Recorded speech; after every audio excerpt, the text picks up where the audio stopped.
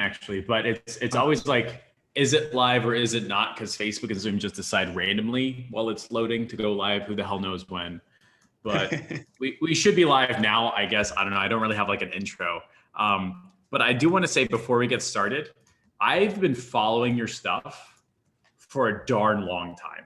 Oh, thanks, man. Like as somebody who has a background in small business ownership, like the pay per lead model just makes so much more sense to me. I'm gonna buy a thing and I'm gonna sell a thing. And I don't come from a background of like naturally where the retainer model makes sense of my brain. And I tell you what, every automatic invoice I send out, are they going to cancel? Are they going to charge back? Are they going to argue about it? There's always this dread. And I love the pay per lead idea so much because you don't have to deal with that at all. Yeah, you're right. You're right.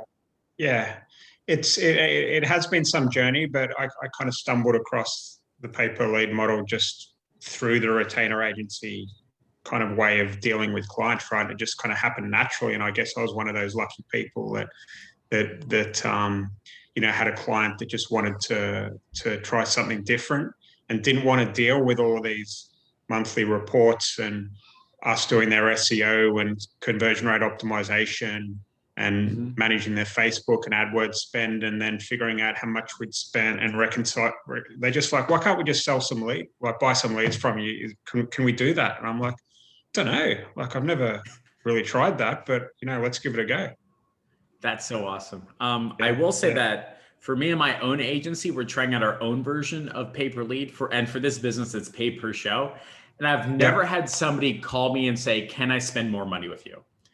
Nobody has ever told me that with such fervor and vigor and excitement. He's messaged me multiple times, I need to double or triple, send me an invoice. Yeah. I'm like, the exact opposite of any retainer relationship I've ever had. When I'm a retainer, I'm like a overly expensive employee and they're always trying to push it down. But when it's pay per result or leader show, they're like, can we just spend more? And so we're going to dive into that for a bit. But most people in this group know you or kind of know you. But I was hoping you could go into your background, your experience, what you've been doing, because you started off retainer, made the switch. So how did you get into this game in the first place? Yeah. Sorry. How I was talking about human things before? Tommy, can you just... My little son's just walked into the room. Excuse me, Anna. Oh, Tommy, you're going to be good there by yourself? Sorry, dude.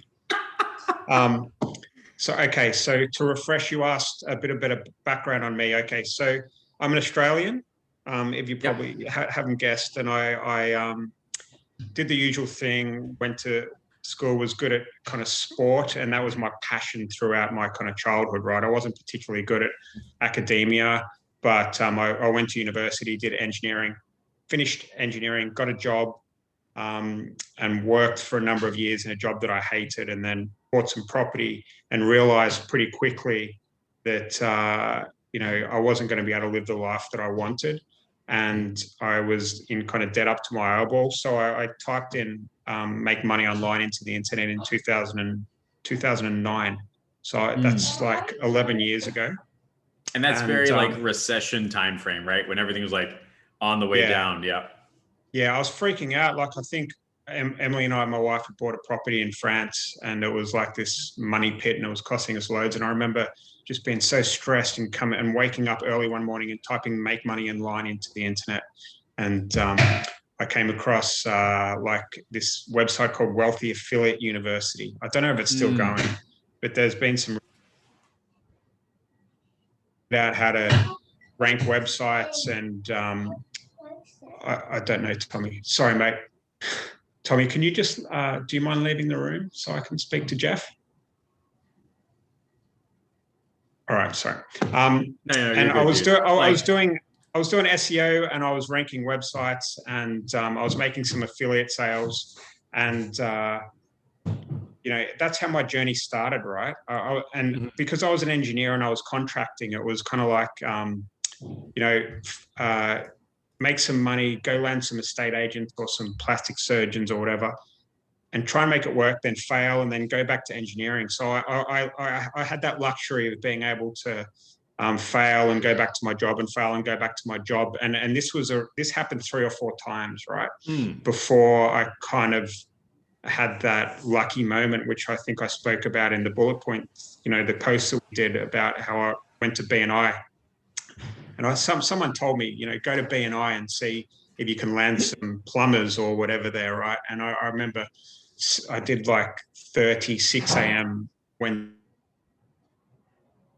out of it. And then one day the copywriter said to me, listen, got this this company that deals with helping people get out of debt. And they needed some copywriting help from us. But I was wondering if you know anything about generating leads for these guys. And I said, yeah, I'll have a chat to them. And I almost didn't. And that led to this. I think we did their AdWords for them and then some Facebook ads for them. And these are the guys that said to us, all right, why don't we just try this on a per lead basis? And that's when things really started to blow up. So my history is I was not one of these guys that just got it like that. I think from 2009 till 2016 or 17, I was one of those, the ones that fall into the failure category. Okay. Yeah. And what, I remember my dad just saying, and I've got a lot of respect for my dad and the way that he does business. And I remember him coming upstairs after one webinar or something that you putting your heart and soul into this, is it really worth it? And I was almost ready to give up. And it's that classic story. It's a cliche, right? But it's true. And then what changed it all is when I was able to get an offer that converted, right? And that's, if anyone can take something away from this interview today, is finding an offer that converts, makes life so much simpler, right? Being able to sell something that people actually want. And when you're trying to sell stuff that, I don't want to bag out retainer contracts too much because it got me to where I am, right? But trying to sell a 6-month retainer contract with a minimum ad spend and a minimum retainer and trying to get them to sign that contract without them even knowing you and without delivering a single lead to them. I mean, I'm not good enough a salesperson to be able to sell that, right? But there's one of my target client, or one of my niches. I'm just trying not to share my niche, but he's based out of Jersey. He's been on our list for 6 months. I have had to send this guy proof that we're not a fly-by-night organization, that we know what we're doing. We're not going to screw him 4 or 5 days out of the week for 6 months, right? And then he's going to come on board for $2,500 a month, not including ad spend, cautious, not sure. He's going to give us the first location. And I know he's going to be testing us for like 3, 4, 5 months. And then the next location. And the end result, it's like a year-long conversation before we get 2 or 3 locations. And like, that is a long time to be in the game without an ROI. And what I really liked what you mentioned was like, everybody's got that, oh my God, I made it moment. And for the first 90 days of my Facebook ad agency journey, I was running around town shoving Facebook ads in people's faces. Like, oh my God, look at Facebook ads. It's so amazing. And nobody cares, right? Nobody's running around town saying, oh my God, I wish somebody could sell me Facebook ads. They want the result, right? That's all they care about. And whether it's dollars, ROI, leads, the closer you can get to making your offer closer to their result, or at least solving their problems, the better. And everybody in here has gotten their start with a referral or a chamber of commerce or BNI, a friend of a friend, but that runs out real fast. You know what I mean? Like really fast. And Facebook has all these ups and downs, and there's a million reasons why the small business market doesn't work. And my hope is that by the end of this interview, enough people are going, oh, maybe pay-per-lead could work, because it's totally different selling to like a big business, you know what I mean? Yeah. As opposed to a small one. So I was hoping you could talk about how you enter pay-per-lead deals without having to worry about risking the money. Because some of these pay-per-lead deals are like $100,000 a month.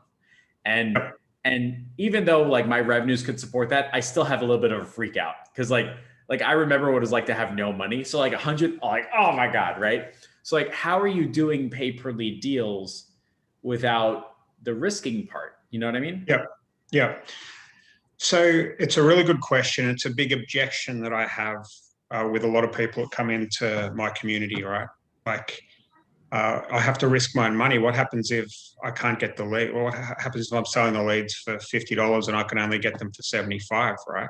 I'm going to lose $25 a lead, and that's going to send me bankrupt. And it's a very valid concern, because let's face it, pay per lead is a higher risk game, but it's also a higher reward game. You have to remember that, right? And you need less clients. You can have 7 clients and be making 7 figures a year. I know Very somebody easily. that's doing pay per lead. They're doing $1 million a month. They have 5 clients.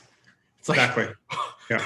please, Yeah. please, right? So yeah, it's true. But to answer your question, how do you go into a new niche or a new industry where you don't know your cost per lead and you don't know how good you are? And the way that we do this is we approach the first few clients we go into the industry with as like a relationship builder, as market research. And it's not really about making money the first time around. It's about reaching out to a client and seeing if you can help them, and asking them to just cover the ad spend. Okay, so just cover the ad spend. We'll build your funnels. We'll build all your creatives. We'll shoot some YouTube videos for you.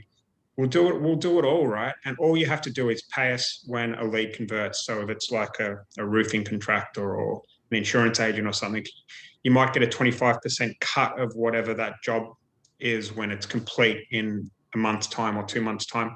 And that might sound like to a lot of people, that's too long, right? But what you have to remember is that when you dial in this vertical or this offer that you're promoting, and you figure out what your cost per lead is, you have a great relationship with your clients, and you understand if they're getting results, and you know why they're not getting results, and you figure out that some leads are good, some leads are bad.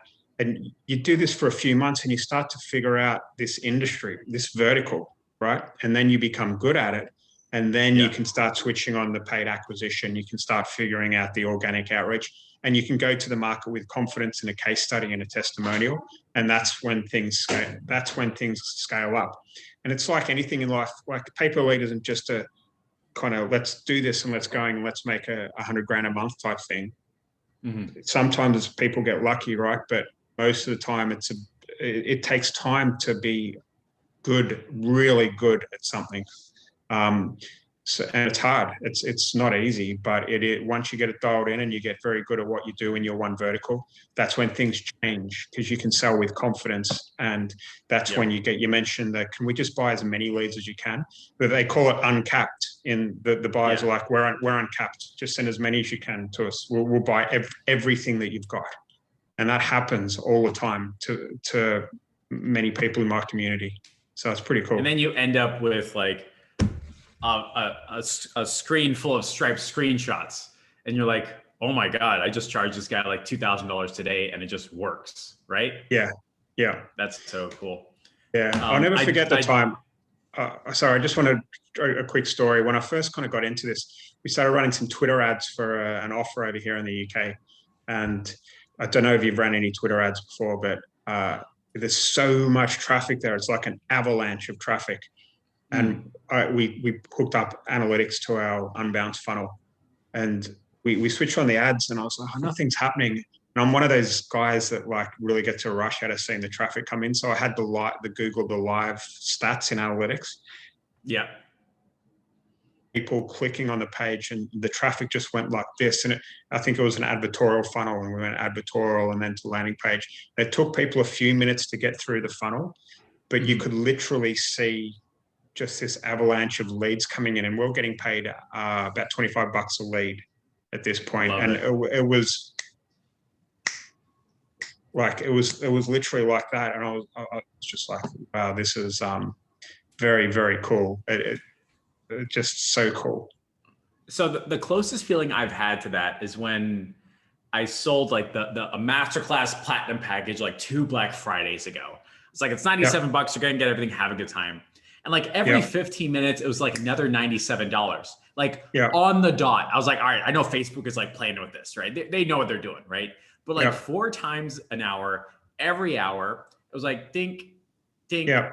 dink. And I was like, this is like the weirdest feeling in the world. Like, you know how like rich people, they make money and they don't do any work. At the end of the day, they're like, I made 10 grand. And you're like, that Yeah. can't be real. That's what it fucking felt like. And Yeah. what I'm hearing from you is pay per lead could be something similar. Is that correct?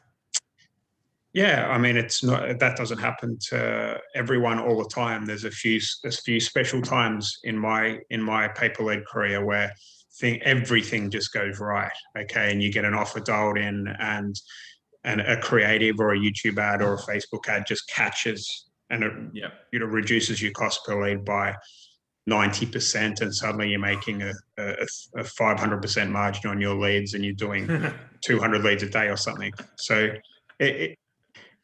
it's not for everyone though, right? Some people enjoy, it's kind of like gambling. If you put all your money on black sometimes, and you let it roll and it comes in. Some people enjoy that rush, and it's not for other people because they don't like the roller coaster, and it can be a roller coaster at times. So yeah, it's not for everyone. That's fantastic. So if I understood correctly, the way that you can get into pay per lead without like risking your own shirt is like, hey, Mr. Johnson, you just cover ad spend, and then I'll build out all the tools. That's not too dissimilar than the curious student style of a retainer, which is like, look, I don't know if it's going to work, but are you willing to try? And then they'll put the $1,000 down, which for most businesses, it's not that big of a deal. They got a budget. It's fine. It's okay. They can lose it. It's not that big of a deal. And if it bombs, you'll know quickly. Same exact thing with the pay per lead model. Is that right? To start with, we call it a hybrid deal. And we also explain to the client that will grandfather them in on this, right? Because usually most people listening to this interview now have probably got some good marketing experience in another industry or another vertical, right? So you say, listen, I've got some amazing experience building out traffic funnels for dentists or whatever, and we're looking to move into your vertical, and we're looking for 2 or 3 people we can grandfather in on this special deal where we don't get paid at all, and we build everything out for you until something converts. And that's quite an easy sell. It's not everyone takes you up on it, but it's pretty easy. If you approach it that way, it's fine. You're gonna. That seems like it's very easy to say yes to, and that'll just get your foot in the door, have that conversation, and that'll probably get more traction faster than me getting somebody on my list and 6 months later, and then arguing about $2,500, and then 3 months later, maybe $5,000, right? Like, hey, we've had success over here. We're looking to replicate success with your industry. Are you interested in doing this? You don't have to pay us until you get a result, and just use that to build out your proof, and then you're good, right? Yeah, that's right. And the way we do it is we build brands. So let's say maybe Money Supermarket or whatever's an example of that, or I don't know if you have Money Supermarket in the States, or Compare the Market, whatever these big kind of sites are, right? So like we just go into .com or something. Yeah, so we go into an industry and we build out a brand with a bit of personality. So if it's insurance, it could be something like Bob, their insurance expert, and it's kind of, or it could be targeted at veterans insurance or something like that. Didn't like Allstate buy a huge pay per lead insurance? They had like the cartoon and brights and purples and whites or something like that. Probably. Yeah. They're very sellable assets as well. So we buy these cool domains. We use our skills to be able to build out a website that has personality, that acts as a sales tool. And then what we do is show that website to some of these clients, which blows them away, right? And then if they come on, then we drive traffic to a funnel that sits behind that brand, and then use tech to distribute the leads to multiple buyers all over the country via one funnel and one advertising account. So it means you don't have 20 different clients and 20 different funnels. You just have one funnel that services multiple clients based on criteria that they put into the funnel. Does that make sense? So let's just say it's mortgage. So somebody's like sub 700, 800 plus, right? Yeah. Do you find that like running a business model with only like 4 or 5 clients is a lot saner and less emotionally exhausting than running a business with like 50 or 100 clients, like in the pay per lead game. Like, even though it's tech driven, do you want to have like some clients that you just sit close with and then sell a bunch of stuff to? Or do you want to have a bunch of clients? Like which one's a better fit for pay per lead? So if you have asked me what's easier in a retainer model, the answer's obvious, right? But with our model, it doesn't make a great, the only difference is the client, checking in and invoicing and stuff like that, right? It's not, because remember, you've still got one funnel, and you might have YouTube ads and Facebook ads pointing to one funnel, right? And you can use the tech. We use Get Cake, or there's other software called Leadbite out there, which takes all the leads and then distributes to different parts of the country. And one client might have a 10 lead cap a day, and another client might have 100 lead cap a day. And this software just distributes the leads, hits the 10 caps, switches them off, and then distributes the lead to the next person. Oh, that's so good. So good. It doesn't matter if there's 10 clients, 5 clients, or 50 clients. All right. And this is exactly what one of my students has just done. He's gone into the mortgage space, believe it or not. Yeah. And he started with us at the beginning of COVID, and he's gone to 52 mortgage clients in the UK alone, and is doing over 200K a month just from one funnel. Just from one funnel with 52 clients.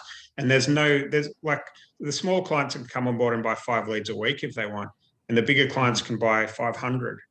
It doesn't matter, because the tech that sits behind it allows the clients to be onboarded and fed these leads easily. It's pretty cool. I absolutely love the idea of the pay per lead model where you can distribute. Like, it just seems like there's so much frustration with the retainer model, because you can send leads to a client, they do nothing, they're capped out, and it's like, well, I sold all my bikes. What's the end of it, right? And you can't send that to another bike shop. It's just super frustrating, right? But what I'm hearing is that with the right tech, like, you can be like, all right, well, if you're done, that's okay. Like, the flow doesn't stop. Is that correct? No, you don't turn the ads off, right? Because once you have 10 or 15 clients, from the previous week's order, by the way, we get paid up front every Friday for our leads, and then deliver the leads the following week. So we'll know that we'll do the maths, and there's like 500 leads to deliver that week for that vertical. And then we set up the lead caps in each of the buyers on Friday afternoon, and then we just turn the ads on. We roughly know we've got to do 500 leads, and then just let the filters and the tech do the delivery. Absolutely fantastic. Is that how you ended up getting your 100K upfront deal, like going through that journey, or is that kind of totally different? No, that was a different. So we have 2 different ways of doing it. One is the brand, which has got so much legs, because if you've got SEO skills, you can like get free leads in and then sell an asset. And that's the most exciting part of what we do. But other clients, like over here in the UK, if you're heavily regulated in an industry, then you can't really have a brand. Otherwise, you have to get all the regulation and certifications and things like that. It could be like personal injury, or in the UK, like a solicitor or something like that. So for these people, we do a one-to-one delivery. So we build the funnel for them in our Unbounce account and attach it to their website, and then drive leads to the funnel that sits behind their website. Okay, and we just deliver, they'll have 200 leads a week, and we'll just deliver 200 leads to them via that one funnel directly on a one-to-one basis. Okay, and that's what happened with these guys. They didn't want us to go anywhere else to the market, because we were delivering such a high ROI for them. And they called me up to Manchester in the UK and said, what can we do to make... This is when I was relatively young in the pay-per-lead market as well, and a bit of a newbie. And I wasn't expecting it. And they had me around this board meeting, and I was this kind of slightly green Aussie guy that was sitting in with all these lawyers. And they said, so what is this going to take for you to only work with us? I said, myself, give us a figure. And I went, 100 grand. And they went, okay, done. Like literally that quickly. And I raised an invoice and the next day there was £100,000 in my bank. It sounds a bit sheepy. I don't like kind of promoting that too much because it doesn't happen all the time, right? But Yeah. it was just one of those things that that happened to me that was quite cool. And yeah, it does happen.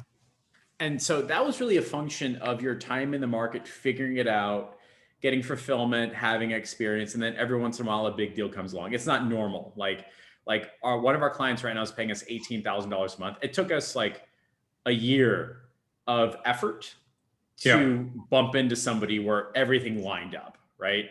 Like, but that's still pretty darn cool. And what I like, by the way, about the pay per lead model, and you tell me if I'm wrong here, is that you get paid even if the lead does not convert. Is that correct? That's right. So there's the only leads we don't get paid on hoax, duplicates, and wrong numbers. Okay, so a hoax is Mickey Mouse. Duplicate is obviously a lead that we've sold twice to them, and a wrong number is something that doesn't connect. Okay, every other lead they pay for, whether they speak to them or not. But they obviously have to get an ROI, because if they don't get an ROI, they'll stop spending with you. Yeah. Interesting. So you don't get a phone call at like 4 o'clock on a Tuesday cursing you out because the client is like, hey, I had this person come in and then they didn't want to buy from me. That doesn't happen to you, right? Because that happens to me. Sometimes they do. Like I'm not going to lie. Sometimes they'll say, listen, we bought 100 leads. It usually comes from the smaller guys that have bought 5 leads a day or something from us, and they're new and they're a bit green to the game. And they'll say, listen, we bought 10 leads from you Monday and Tuesday, and we've only got in contact with 3 of them, and we've only sold 1 out of these 10. And I'm like, so you're making this assumption that's statistically significant. All right. They don't get it. And that does happen sometimes, but usually the bigger guys that understand it know that they need to get in contact with 70% of people. And if they get into contact with 70% of people, they'll quote 50% of those 70 and they'll close 20% of those 70. And they just know their numbers really, really well because they're experienced at doing this. There's a whole world out there of companies that buy leads like this. So let's say, and this is for the people on the call that are watching, including me, which is like the fear of failure hurts more than the good of success, right? So like, what if I'm on the phone with a pay per lead person that's like, the leads are so bad quality, oh my God, and like my life flashes before my eyes and my career is over, right? So like, let's just deal with that. Like, what steps do you go through to deal with like the conversation about lead quality, so much so that people are like, yo, let's go uncapped and I want to buy everything you got type of conversation? Yeah. So like people on this call that sold leads before or done retainer lead generation, they'll know that different clients convert leads differently, right? And this is why, I saw your interview with Alex Robin. This is why stuff like Go High Level's been created, right? Because some clients are epic closers and other clients have got no idea, right?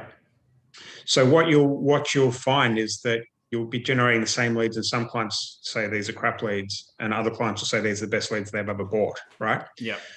Which means that that's data. That's data you can take, and then you can work with the client that thinks they're crap and find another solution to help them. It's not like a slap in the face. This is the worst thing I've ever done. We hate you. It's like, okay, well, let me show you some data from these leads that we've sold to other people. There's obviously something wrong that you've got going on here. How can we help you, right? How can we help you get to the point where you're ready to buy leads? And this is why pay-per-lead is so powerful, and performance marketing is so powerful, because it's the offer that converts, that gets your foot in the door to be able to solve problems for clients, right? Because you'll have a sales call with these guys and you'll ask them a series of questions, and then you'll know when you're experienced that they're not quite ready for leads yet. And you can say to them, but listen, I just don't think you're ready. You've got these gaps in your business, and let us help you. Let us install Go High Level. We've got this white label CRM. Now we've got this CRM that we can own that can help improve your contact rates and do two-way text message and blah, blah, blah, blah, blah, blah, right? And we'll charge you $400 a month for that or whatever it is. And that way you can start helping businesses grow and get to the point where they're ready to buy leads from you and make some recurring revenue and sell to the guys that are able to take the leads. So pay per lead is a mechanism to get foot in the door and solve problems for clients. That's the way you got to think about it at the end of the day. And the retainer model has something very similar, like sneaky surveys or sales training or callbacks, or like there's all sorts of different things. It's just the start of the next step. So when a client is like, oh, these leads are bad, you got to think in your head sometimes, but usually it's because of the business. And I know this from experience. Like we ran 2 campaigns, 2 different businesses, 1 mile from each other in Los Angeles, same exact campaign, 2 completely different businesses. One business was like, oh my God, this is the best thing ever. And he closed like $50,000 in like 2 weeks. The other guy's like, this is the worst campaign ever. And it's like, no, man, it's you. Like, it's obviously you. Like, we've got dozens of case studies, if not hundreds of them. It's you. And so like, it's, from what I'm hearing is like, it's the same exact thing with pay per lead. It's just normal business problems, right? Yeah. You'll find guys that they think they're working the leads and it's their secretary that got back to them the next day and they sent them an email rather than actually picked up the phone, right? Yeah. That's a warning sign that they're not ready for the pay per lead model yet. Usually if they don't have a CRM and they say, just send us the leads in an Excel spreadsheet, that's not a good sign. I've had clients on the retainer model do the same exact thing. It's so funny because these are people problems and business problems. Like irrespective of the method and way that they generate business, it's a business problem. So let me ask you this. Is this one of the reasons why you usually say no to smaller clients because they don't have these problems fixed? Is that correct?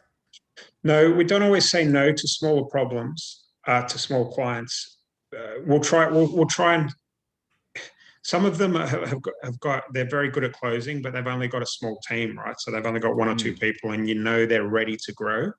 And in that case, we'll say to them, listen, we're happy to sell your leads, but we're not going to sell 5 leads to you. It's not worth, we're thinking it's not worth onboarding you for that much. So what you can do is you can buy, our minimum order is 50 leads and you can take those 5 leads over 10 weeks if you would like, because remember that tech that sits behind it allows you to do that.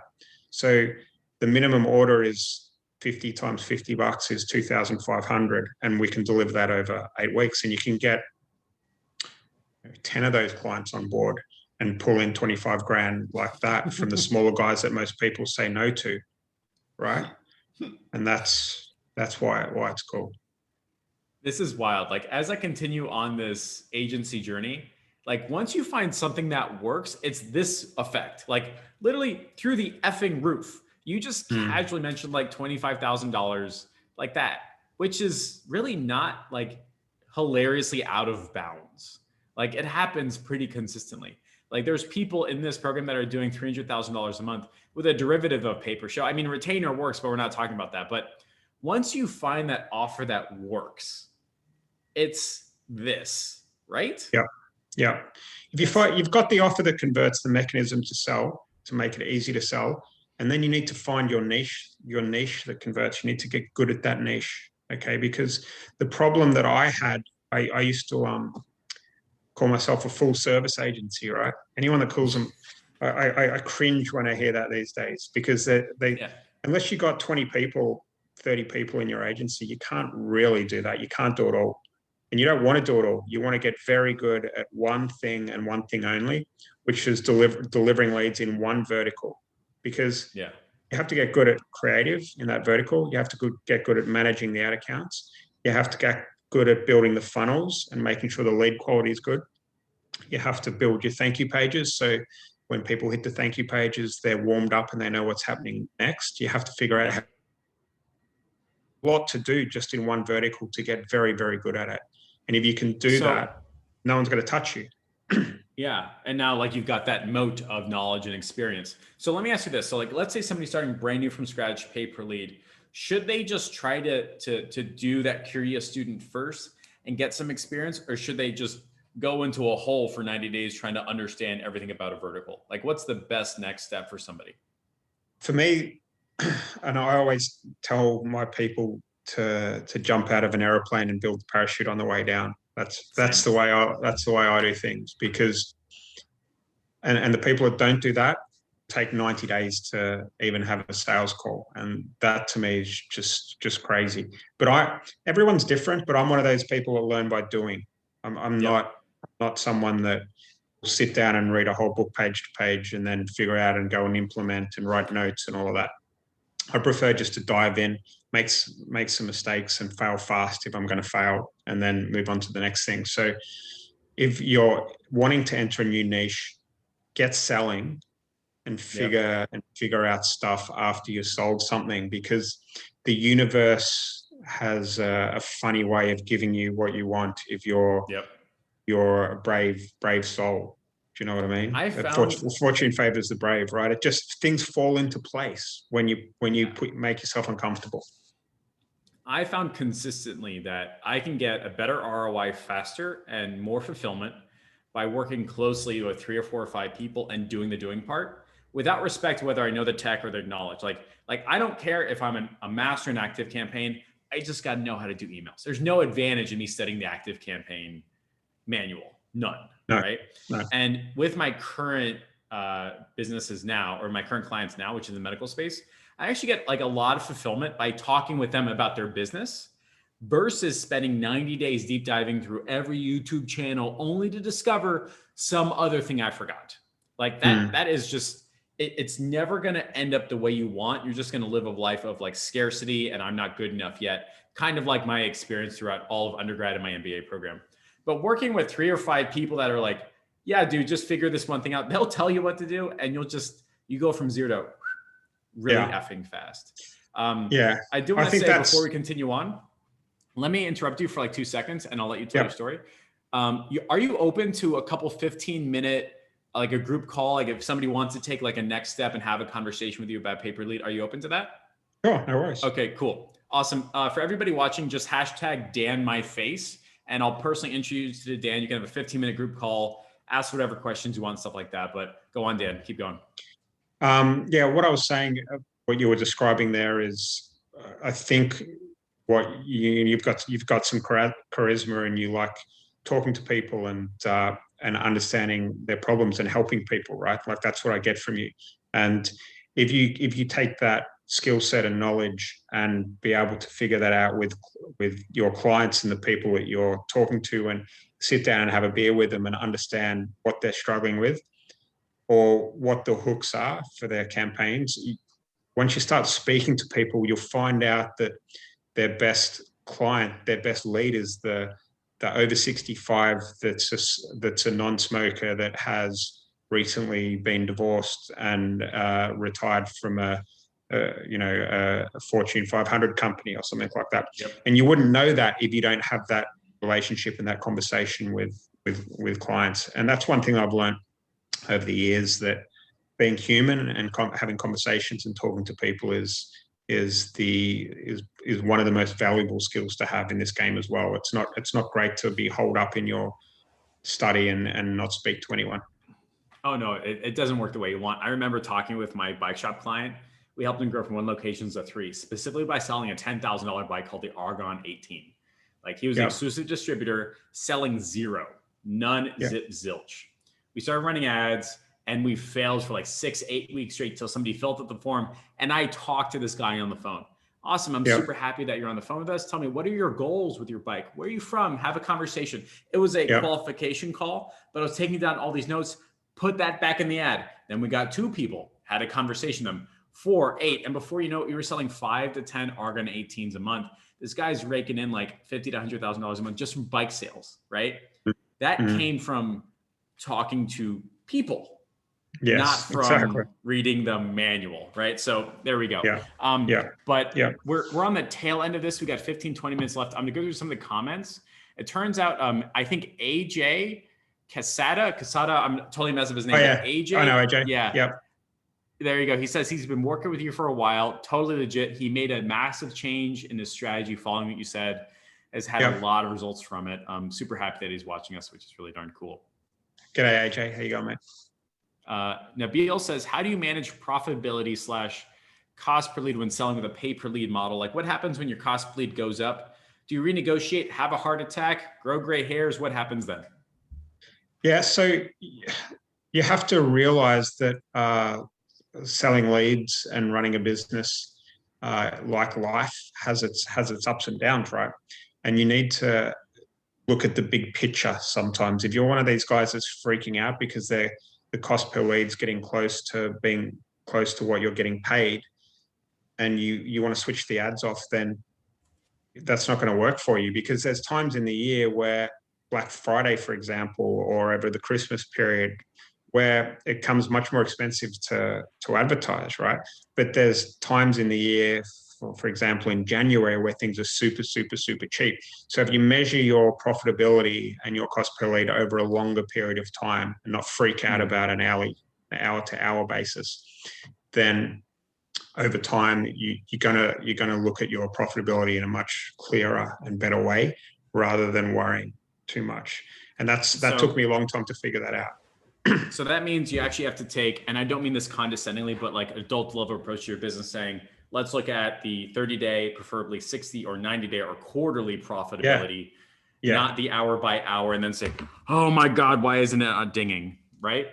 Well, look at it as a positive when your cost per lead starts getting too high, because you've got to solve a problem then. There's something, you need a better creative. So it's a sign that you've got to get better at what you do rather than freaking out about it.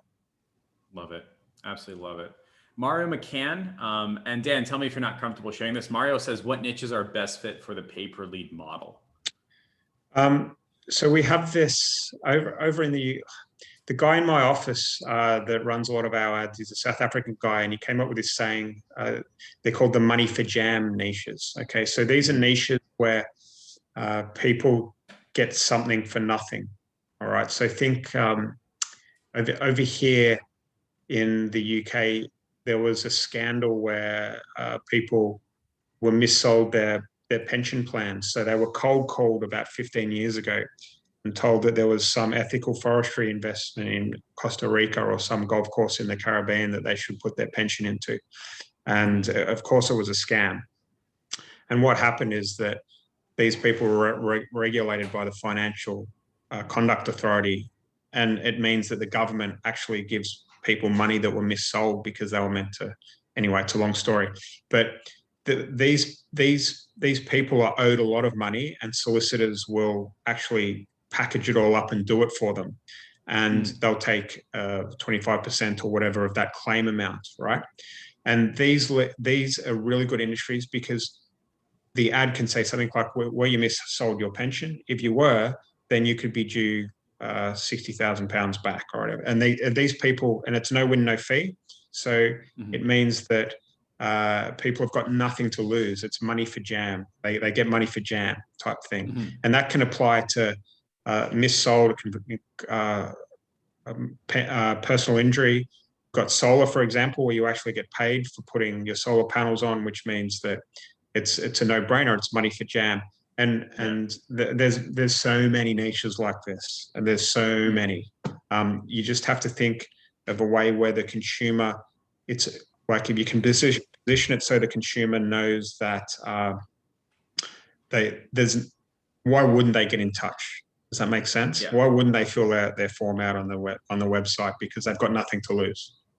So kind of like when Roundup, like they discovered Roundup causes cancer. Like, did you use Roundup? Mass tort stuff, yeah. Zantac, the Zantac or whatever is in the States, right? There's billion pound budgets for lead generation in some of these industries. And that's how a company goes from $0 to $100 million in 3 years out of nowhere. They just figure out an offer, follow a trend, get people on the phone, and that's it. Yeah, right. But they're like equity release, what do you call it? Reverse mortgages in the States is good, because people can take money out of their home without having to pay anything off any monthly payments, right? That's money for jam. It's anything like that is really valuable, because people don't know what reverse mortgages are properly. It has to be explained to them via a YouTube video or whatever. So you have to interrupt them, because they're not searching for it, right? You have to show them the offer in a native advertising way. That's fantastic. Yeah. We've got about 10 minutes left. For everybody watching this, Dan and I are considering doing a masterclass where he pops the hood on pay per lead, how to get your first clients, fulfill order, proven ways of working, things like that. If you're interested in the paid masterclass, and if we get a critical mass of people, I'm not going to ask Dan to do this unless we have a critical mass of people to do it. If you're interested in taking a next step and saying, hey, Jeff, you should do a masterclass with Dan, just hashtag masterclass with Dan. If we have a critical amount of people, Dan and I work on agenda, sell some tickets, and invite everybody to a $97 masterclass, which given the history of doing masterclasses usually blows people out of the water. So if you're interested in that, just hashtag masterclass with Dan. I'll make sure if there's a critical number of people. Drew Romeo says, did you create the software you're talking about where it caps the number of leads? Was that Lead Bite and Cake or something like that? Or what did that look like? So LeadBite is a UK-based company. I know the owner of that well. I think it's like $297 a month type thing, but that looks after all your lead distribution. So it sits between the funnel you've created and your multiple clients. So think of it as like a capture, and it automatically sells the leads to different people. It can even do it at different prices. For example, a lead might come in that's got great criteria and it's the perfect lead. And there's leads that are not very good, but they might be able to be cross-sold into a different industry. So I can't think of an example off the top of my head, but not everyone's going to buy like the prime leads. Or like car finance, there's companies that love leads that have got great credit and are a homeowner. And there's companies that love leads that are bad credit, right? Because they can charge more and have a higher interest rate. There's companies that specialize in both of them. So if you have a brand, you can supply leads to rather than going to the waste, you can sell it to multiple people. What I absolutely love about the idea of brand building, which sounds very opposite of most retainer agency models, is the sellability of. Like, if you're running ads and the processes work and somebody's buying and selling your stuff, and you're like, look, this guy's buying 1,000 leads a week and he's been doing it for 6 years. Your business is a business, right? That's fundamentally different than saying, I run ads on clients' websites and then they could steal it and then I don't know. And then like sometimes they forget to pay and I've got to bug them and then the credit card doesn't go through and I'm screwed for 60 days. Like the businessness of the pay per lead model sounds so much more in tune with like the normal small business owner and me and buying and selling, as opposed to the retainer model. And then you have to come on a coaching call and then they get to ask you questions and you go like, you should know this already. I can't believe I have to tell you how to pick up the phone, right? And I very much enjoy the idea of saying, hey, I can talk to 5 or 6 huge businesses and do a trial. If they enjoy it, we can notch up and up and up and up. And that is an entirely different line of thinking than having to start with a chiropractor at 500 or a dentist or a gym. Like the professionalism just sounds so much more enticing, which I think is pretty darn cool. So hard. That model is so hard. Like honestly, kudos to people that can make that work and have 60 dentists or 60 plastic surgeons on their books. Like, oh my goodness. My best friend's a plastic surgeon in Sydney. And I love the guy, but what a nightmare to work with. Yes. Yes. Like it's so interesting because I'm like in the medical niche, like you're not a doctor, so they're not going to listen to you, right? You can say all this stuff, but you're going to be a marketer, right? So I literally have to hire another dentist to pay him to tell this guy what to do, and I'm like, oh my god, like they have what we call God complex, right? They're because they're cutting people up or like making their teeth look beautiful. They kind of, I hope none are listening because I'm going to offend, but it is, they have sometimes, actually, I'm going to shut up right now because I shouldn't be saying it. I'll say it. Everybody knows what we're saying. Just blame it on me. But every industry has these challenges and these problems. I'm sure they are saying the same thing about us, about the leads are bad. It's like, well, exactly. Everyone's got shit to say. Like we're coming down on the last 10 minutes or so, but just kind of in summary, what I'm hearing is that the pay per lead model is an entirely different way of running a business than the retainer model. With pay per lead, you either could build a brand like maybe it's Esurance, I don't know, but something like that. Something that was sold to Allstate for like $1 trillion. You could create a brand, make it fun, make it sellable, have a good time, stretch that creativeness of you, build a website and generate leads and then farm them out. Cool. Yep. Yep. Or you could just straight up go exclusive. Either way, like you're building something that somebody wants to buy and you're doing consistently. And it also sounds like if you structure it correctly, you have software that can send it out as necessary, automatically bill, and you just have to have higher level critical thinking to say, what are the trends that are happening? What creatives do we need to adjust? How do I address real business problems? Not necessarily get yelled at because one client walked in and didn't buy, right? You're dealing with an en masse kind of approach most times. Is that about right? Yep. You hit the nail on the head there. Absolutely love it. Dan, always a pleasure. Like I mentioned before, I've been following you for a long time. It's pretty darn cool. I'm glad we got connected. For everybody watching this, again, if you're interested in doing a 15-minute group call with Dan, we're looking for 3 people. Just hashtag DanMyFace. And if you're interested in doing a masterclass, just hashtag masterclass with Dan. Dan Wardrop. Don't hang up. Everybody, see you later. Bye. Who's not hanging?